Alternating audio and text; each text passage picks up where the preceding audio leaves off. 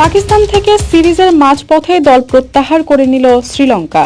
মুখ পড়ল পিসিবির। হাইব্রিড মডেলে এখন আইসিসি টুর্নামেন্টের জন্য একমাত্র সমাধান বলে মনে করছে ভারত।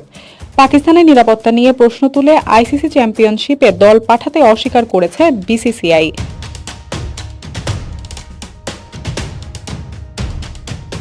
ভারতীয় ক্রিকেট বোর্ডের দাবি যে কতটা যুক্তিসম্মত সেটাই প্রতিষ্ঠা হলো শ্রীলঙ্কা তাদের ক্রিকেট দলকে দেশে ফিরিয়ে নেওয়ায়।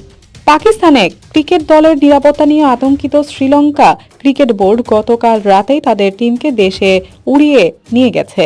ভারতীয় ক্রিকেট বোর্ডের দাবি, নিরাপত্তার বিষয়টি মাথায় রেখেই ক্রিকেট দলকে পাকিস্তানের পাঠাতে চায় না বিসিসিআই।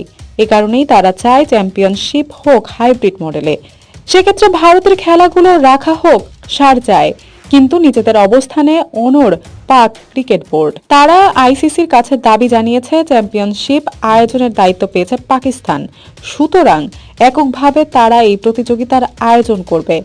ভারতের দাবি মেনে হাইব্রিড মডেল তাদের জন্য গ্রহণযোগ্য নয়।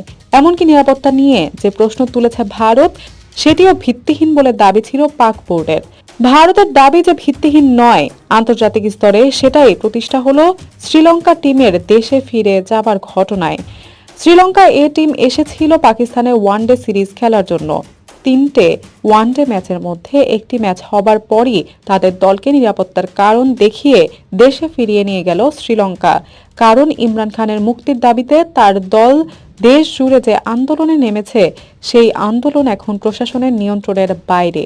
লাহোর, রাওয়ালপিন্ডি এখন কার্যত বিক্ষোভের আগুন জ্বলছে। হু হু করে বিক্ষোভ ছড়িয়ে পড়ছে দেশ জুড়ে। ক্রমশ হিংসাত্মক হয়ে উঠেছে পাকিস্তান। এ পরিস্থিতিতে আইসিসি বৈঠকে নিজের অবস্থান জোরের সঙ্গে তুলে ধরার মতো অবস্থায় রইল না পাকিস্তান ক্রিকেট বোর্ড। ফলে আরও জোরদার হলো ভারতের হাইব্রিড মডেল। দৌলতে আকন স্মরণ, পিডি আর্কাইভ।